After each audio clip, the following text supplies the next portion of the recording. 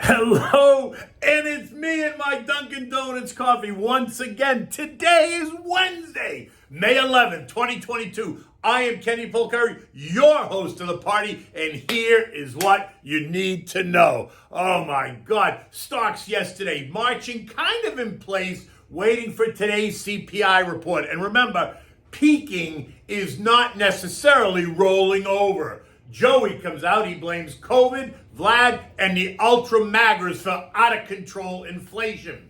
Loretta, she teases 75 basis points is on the table while the other Fed speakers choose to ignore her. Oil trades down and then up again as the EU bans Russian oil and OPEC says it will be a struggle to replace it. And what are we having for dinner tonight? Oh, we're having the pork loin with sliced apples because Apple's about to pay their dividend tomorrow. Okay, so look, stocks started the day higher right out of the gate yesterday. European stocks were up. Futures were suggesting that we're going to have a relief rally. Stocks opened strong, rallied right up to 4,066 level, and then it failed. Late morning brought Cleveland Fed President Loretta Mester to the podium, and she told Bloomberg TV that we cannot rule out a 75 basis point hike forever, and that caused the S&P to do an about face. The algo's going into sell mode, taking it from up 65 points to down 35 points, a 100-point intraday swing in minutes as investors and algos digested her comments. And then, at 12 p.m., Joey comes out, he takes the stage, and he blames high inflation once again on the pandemic, which was 2 years ago already, and more recently on Vlad Putin and his ongoing war in Ukraine.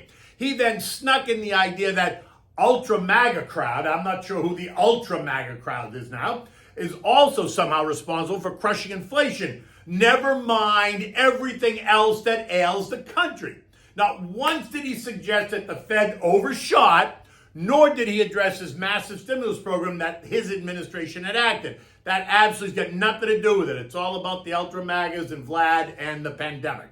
Now look, then, as if that wasn't enough, New York Fed President Johnny Williams tells us that the Fed would move expeditiously in bringing the Fed funds rate back to more normal levels this year, noting that a string of 50 basis point hikes coupled with the shrinking of the balance sheet is really important. And then if that wasn't enough, Richmond's Tommy Barkin said the Fed will hike rates that will neither stimulate nor suppress demand, and then they'll decide what to do next. And this sent stocks back into rally mode because both Williams and Barkin stayed away from suggesting that 75 basis points is an option. Meanwhile, let's just be honest, it is an option. We know that, so who is kidding who? At 12:30 p.m., when those comments hit the tape, stocks recovered, rallied again, getting to a high of 40.40 before failing. And yesterday's note, remember, I pointed out that we needed to watch the S&P 4,062 level because that would represent resistance. It was support, now it becomes resistance. And guess what? That's exactly what happened. The S&P rallied right up to 4,062. It teased a bit higher. It kissed 4,068 at 9:31 a.m. before falling back. And so it goes. By the end of the day, the Dow lost 85 points. The S&P gained 10 points to end the day at 4,001. The NASDAQ added 115 points. The Russell ended flat. And the transports gave back 8 points. So it was an overall mixed day. 10-year Treasury prices rose, and that sent yields to a low of 2.97%. Below the magic 3% level that I did identify earlier in the week as a level I did not think we would ever see again in my lifetime. But I guess I was wrong because I'm still here and I'm still breathing. Or at least I was wrong from yesterday. Treasury prices rise when investors look for safety, and so it appears that a fair amount of investors are still looking for safety. They're not convinced that the chaos is over. So you would expect that today investors sell treasuries, right? Because we got a good CPI report, sending yields up if investors really believe the data. Yet this morning yields continue to go down, suggesting prices are continuing going up. So that's a bit confusing, isn't it? Now, in any event, tech led yesterday's rally. XLK rising 2.25%. As names like Nvidia up 3%, Apple up 1.6%, Microsoft up 1.8%, Google rose by 1.3%, AMD up 2.7%, Intel up 2.2%. All rallied strongly. Behind tech was communications, XLC rising 1%. Consumer discretionary, healthcare, and energy up small. On the downside, you saw utilities lose 1.2%, real estate lost 2.2%, while consumer staples, financials, and industrials ended the day just slightly lower as this kind of churning continues. From a broader perspective, semis, represented by the SOXX ETF, were strong. They added 2.2%, but remember, they're still down 28% year to date. Cybersecurity, CIBR, added 1.2%, but it is still down 22%. Artificial intelligence remains under pressure, losing 1.3%. It's down 40% on the year. Biotech, though, is starting to show some interest. They are down 38% off the highs, but they're back at levels seen last in 2019, and they should find some long-term support right in here. So that is a group to keep your eye on. IWM, which is the Russell Small and Mid Cap ETF, continues to get slammed. Now down more than 25% off the November high, not near support, which by all accounts might be at the 170 level, down 5 or 6 points from last night's close. And this ETF speaks directly to the health of the U.S. economy. So by this measure, investors are betting that the U.S. economy continues to struggle. It's not as robust as some would have you believe. But this morning, with all the excitement around the pending April CPI report, the algos are taking it, along with everything else, higher with reckless abandon. The same way they sell stocks, as witnessed last week when the data suggests weakness. They sell it with like a drunken sailor. This morning, U.S. futures are up. Dow futures up 270, the S&P's up 41, the Nasdaq's up 150, the Russell is up 25. And it's all about today's Consumer Price Index report. The headlines are already preparing you for a bullish number. Bloomberg running with this headline: stocks and bonds rise before key U.S. inflation report. Okay, that's a decent headline, but CNBC runs with this headline. Now notice the difference in the way they frame it. April CPI report is expected to show inflation has already peaked. You notice that? Now, that doesn't necessarily mean, doesn't mean it's already peaked, but that's the way they're presenting it, right? They tell you that's expected to show that it's already peaked, and that's all the algos need. Positive words in the headline will cause the algos to go into a frenzy mode, the same way negative words will do the same thing, and we saw that last week, and now we're seeing it today. By now, you know that the CPI is expected to come in at plus 8.1%, which is high. But it's down from last month's 8.5% rate, and you can bet that they are salivating on the sidelines. They can't wait to present this report and point to the fact that inflation is peaking, suggesting that they have succeeded in beating the inflation monster, and they will have you believe that it is rolling over and dying, which would mean we can expect stocks to surge today. Now, there's also a rumor late yesterday that suggests we could see a CPI report that has a 7 handle on it. And if that's true, then expect the indexes to surge by 3 or 4% while individual names rally even more.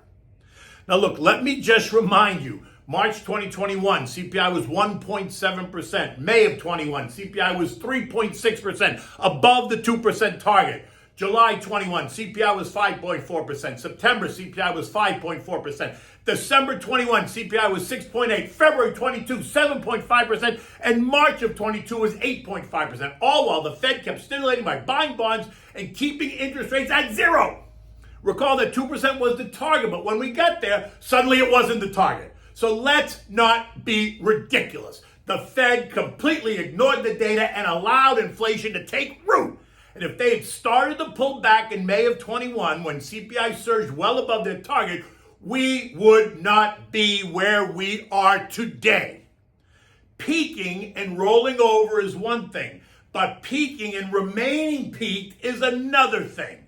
In any event, a weaker number is sure to give a rally today. It's already suggesting it in the futures, considering, the stress that the markets have been under most recently, kind of now in this oversold position.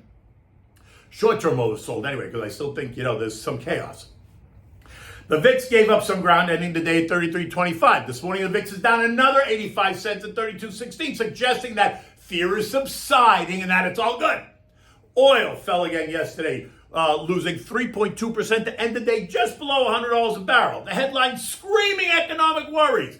I'm screaming the stronger dollar. Remember yesterday I gave you the strong dollar story, and since commodities are priced in dollars, as the dollar gets stronger, commodities become more expensive in other non-dollar currencies, and that is supposed to have a negative influence on demand, resulting in falling prices, while any talk of an economic slowdown will only exacerbate that move.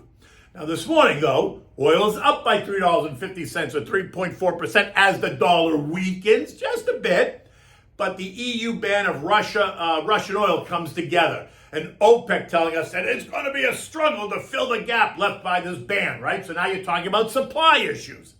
In any event, you know how I feel. Demand is fine and energy prices will continue to rise, and I remain long the energy sector.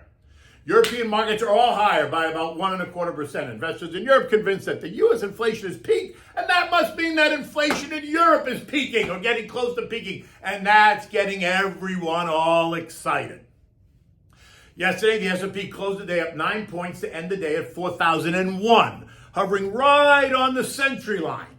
This morning's futures action suggests that the S&P is going to rally right out of the bell and will test 4,062 again.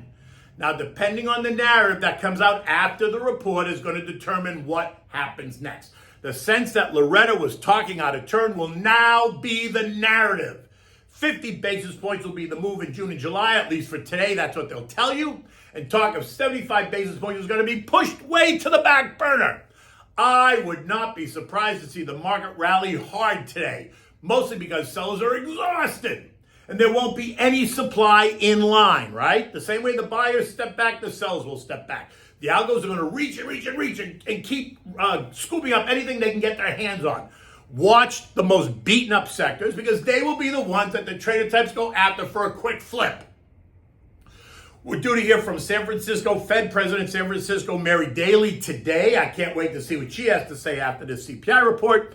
And in the end, investors need to prepare for more turbulence ahead. I don't think it's over because stocks will continue to thrash around until inflation begins to really subside, or valuations get even more attractive than they are right now, or the Fed decides to slow down on the hawkish talk, and we'll probably get some of that today.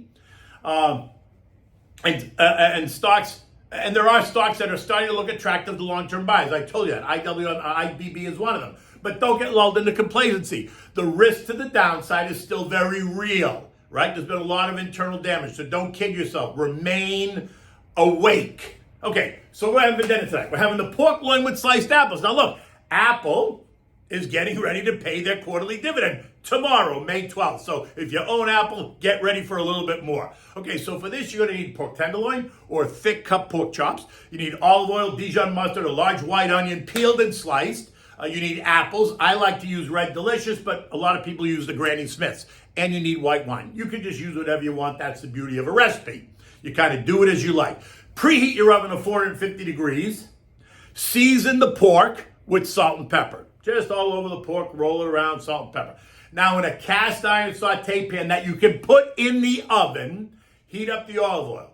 Add the pork tenderloin or the chops, whichever you're using. Brown it on all sides, maybe, 5 to 6 minutes, maybe 8 minutes, depending on how thick all that. Remove it, set it aside. When it cools down a bit, rub the Dijon mustard into the pork, right? Don't overdo it, but just rub it into the pork. Now, add a bit more oil to the pan, add in the sliced apples and the sliced onions. Saute it all together for about 5 minutes. Now spread it around and reintroduce the pork into the pan. Now put the pan in the oven and roast it for 20 to 25 minutes at 450, depending on the thickness of it. You got to use your head a little bit. If you're using chops, maybe you want to roast it for 10 minutes. Remove it from the oven. Now remove the pork and put it over here and cover it with foil to keep it warm. Next, add the white wine to the pan, turn up the heat, cook it for 3 minutes or so that the alcohol burns away. Now turn off the heat. Now, if you're using a tenderloin, slice it liberally into thick slices. Arrange it on a bed of the apple-onion mixture on a plate and delicately place the pork on top of it. Serve it immediately with mixed green salad dressing and apple vinegar dressing. Open up your favorite bottle of wine and invite your guests to the table. Not that difficult. The whole thing might take you an hour and 10 minutes, and I'm guessing the cost of this meal for 4 people is going to be around $60. I'm thinking $60 is right. $60, $65 you could feed a family of 4 and maybe even have some leftovers because the next day it's even better. I love leftovers.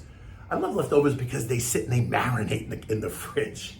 Anyway, whatever. Look, it's going to be another beautiful day in South Florida. We're getting ready. The report is due out at 8:30 this morning. So sit in your seats and get ready for the action. Until tomorrow, take good care.